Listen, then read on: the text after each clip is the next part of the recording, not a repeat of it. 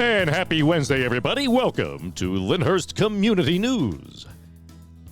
And today is March 5th. This is episode 83. I'm Brian Haggerty, and I'd like to welcome you and hope you're all having a great week. The warm weather is upon us, finally. We're looking at 71 next Wednesday, so thank goodness for that.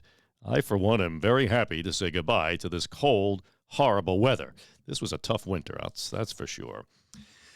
Anyway, so don't forget to send any news you may have to LyndhurstCommunityNews at gmail.com regarding anything your club, your school, your organization, your team, special anniversaries and birthdays of note. Let us know what's going on, and we're happy to share them here so the whole community can know what's happening with everyone else. All right. So last Thursday, the candidates who are planning on running for the Board of Commissioners for this current election cycle, which will be May 13th, have filed their petitions, and we have 2 tickets and 1 independent running. So let me go through those names with you. Now, most of these names you will know. So the incumbents, you have 4 incumbents who are running together. That's Mayor Robert Giangiarusso, who is the current Commissioner of Public Safety. You have Commissioner Louis DeMarco, who is the current Commissioner of Revenue and Finance. Commissioner Richard Jarvis Sr., who is the current Commissioner of Public Works. Commissioner Karen Haggerty, who is the current Commissioner of Public Affairs. And new to the team is David Mateen. He's a 30-year-old attorney from Lyndhurst whose family owns Michael's Riverside Restaurant. So if you've ever been down there, I'm sure you've met David. We have another ticket, which is being headed by Commissioner John Montillo, who is the current Commissioner of the Parks Department. He's accompanied by Darius Hughes, who is a coach and a history teacher at the Lyndhurst Middle School. Roddy Marino, who's a coach at Lyndhurst High School football. Teresa Sedlock, who's the owner of Bergen County Glass, along with her husband, John. And Dominic Abate, who is a current member of the Lyndhurst School Board. And we also have running as an independent is former mayor and attorney Richard DeLaggio. Again, the election will be May 13th, and Lyndhurst voters will go to the polls. You can choose up to 5 candidates who will serve for the next 4 years. So you can vote for anyone up to 5. You can vote for 1, 2, 3, 4, 5, or you can not vote at all. That's your prerogative. But that's who's running. And remember, Lyndhurst has a nonpartisan form of government. Under the Walsh Act, it's called Commission Form of Government. We only have 1 election every 4 years, and there are only 5 seats available. Each commissioner who is elected is placed in charge of a specific department, as you heard. And that's the way it works in town. It's a very old-fashioned form of government. Not too many towns in New Jersey still have it. Nutley has it. Hackensack has it. But most have switched to mayor and council. After years of pondering this subject, I really believe that for Lyndhurst, the commission government is the best because it is the most responsive, the most direct.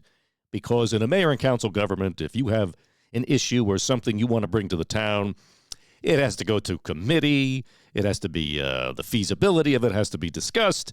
And then it has to be given by a majority of the council to a town manager or a town administrator to carry it out. In this town, if you have any issue that comes under one of the 5 departments, for the most part, I say for the most part because there are some very big things like paving roads. That has to be voted on by the whole board because that is a money expenditure. But for the most part, the commissioner has the ability to directly help you or solve the problem for you or assist you in any way. And as I said, that just depends upon what the issue is.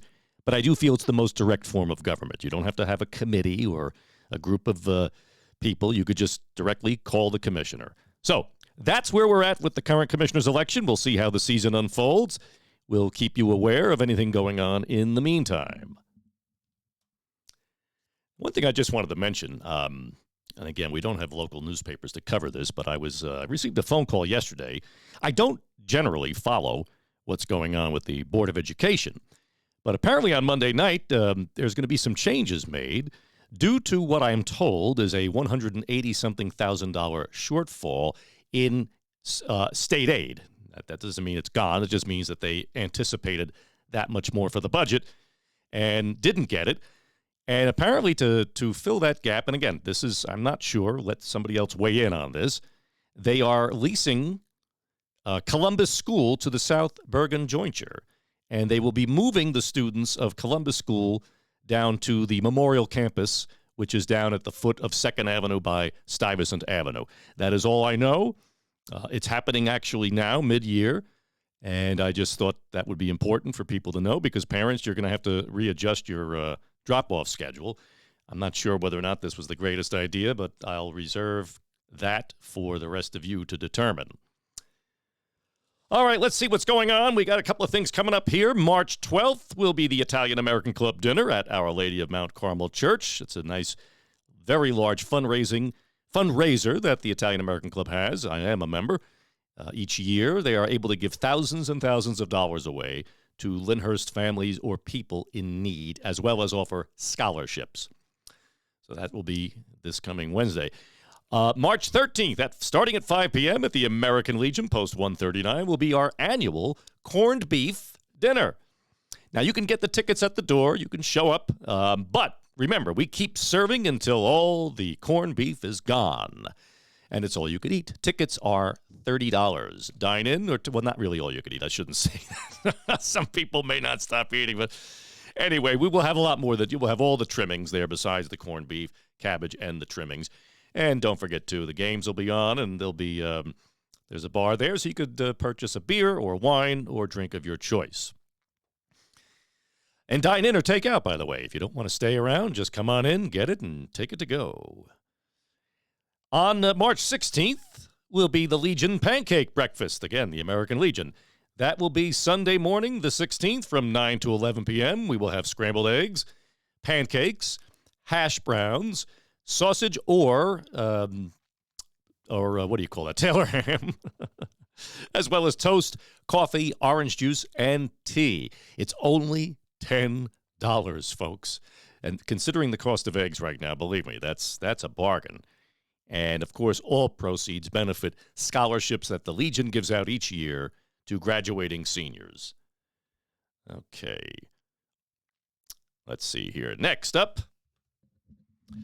more news from Our Lady of Mount Carmel, and this is from their social concerns. So Our Lady of Mount Carmel's social concerns invites you to a celebration honoring the feast days, the feast days of St. Joseph and St. Patrick.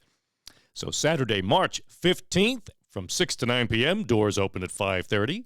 This will be at the Parish Center at 146 Copeland Avenue right here in town. The cost is $30 per person, but children under 10 are free. Tickets are available after Mass and at the Rectory. But keep in mind, tickets will not be sold at the door. Tables can be reserved for 8 or more people, and the ticket deadline is March 10th. It will be a buffet dinner with live entertainment, Irish dancers, and it's also a BYOB. So also please bring a non-perishable food item to help support our local food pantries. And this in from Pastor Martha Day of the United Presbyterian Church. She wants you all to please come and join them for a free movie and popcorn and fellowship. Join us at the Lyndhurst United Presbyterian Church, which is at 511 Ridge Road here in Lyndhurst at 2 p.m. on March 22nd, which is a Saturday, to watch the uplifting, inspiring, faith-based movie, which is called The Overcomer. All are welcome. And the AARP of Lyndhurst is having their annual fundraiser, which is going to be a 50s sock hop with DJ Bobby G, one of our own from town here. And that's going to be on April 11th at the Lyndhurst Senior Center, located at 250 Cleveland Avenue, right here in town. The doors open at 5 p.m. There will be a pasta dinner catered by Michael's Riverside. The cost is $40 per person, and it's a BYOB. There will be a tricky tray and raffles. For tickets, call Marge at 201-935-5167 or 201-755-8989. And don't forget the Lyndhurst Historical Society. They are open on the second and fourth Sunday of every month from 2 to 4 p.m. Now, they are having their engraved paver fundraiser. It's ongoing for the Little Red Schoolhouse. And you may contact them at Lyndhurst Historical Society at gmail.com or by calling Lauren at 201-873-4722 for an order form. Once again, this is for the memorial brick pavers that they will be putting around the Little Red Schoolhouse out down there on Riverside and Fern Avenue. And you can dedicate a brick to a loved one, to a veteran, to your family, to anybody. So give them a support. That's a great little local schoolhouse with a lot of history and a wonderful group of people. So make sure we don't forget about them. So there is definitely a great deal of things to do over the next couple of weeks. We will all have our fill of corned beef and cabbage, that's for sure. But regardless, everything that we're attending is always helping a greater cause. And that's what keeps a community together. And that's what I love most about Lyndhurst. We are a great community with wonderful people and families. We help each other, which is why I always say at the end of this broadcast every week, get to know your neighbors. There are so many new people who live in town over the past 20, 30 years, and they really don't know anybody because everybody's busy these days. They have to go to work. Couples, both husband and wives, work. It's not like it was back in the years ago where, wives would be home mothers raising children. People would be out front sitting on their front stoop or porch. Times have changed. But that doesn't give us any reason not to get to know our neighbors and not to be there and assist them, especially elderly neighbors, checking in on them, picking up something from the store if they need it, especially in the wintertime. That's what keeps Lyndhurst a wonderful community. Because remember, a community is not its roads, its buildings, or its houses. It is its people. And I pray for this community that it always will stay the way it is, that spirit of Lyndhurst will remain, and that even those, as we go into a season now where we're going to be electing the new leaders or re-electing the leaders for the community, my prayer is that those who serve will have the greatest interest of the township and its people at heart. All right, so don't forget, folks, like our fire department always says, your smoke detectors and carbon monoxide detectors save lives. And either replace those batteries or get new ones. They have 10-year batteries now. Please don't let that pass. That's very important. And support our volunteer firemen and our volunteer emergency squad. We have great first responders and great employees in the township. They do a wonderful job keeping this town clean and safe and serving everyone. Until next week, this is Brian Haggerty. God bless you and God bless Lyndhurst. See you then, folks.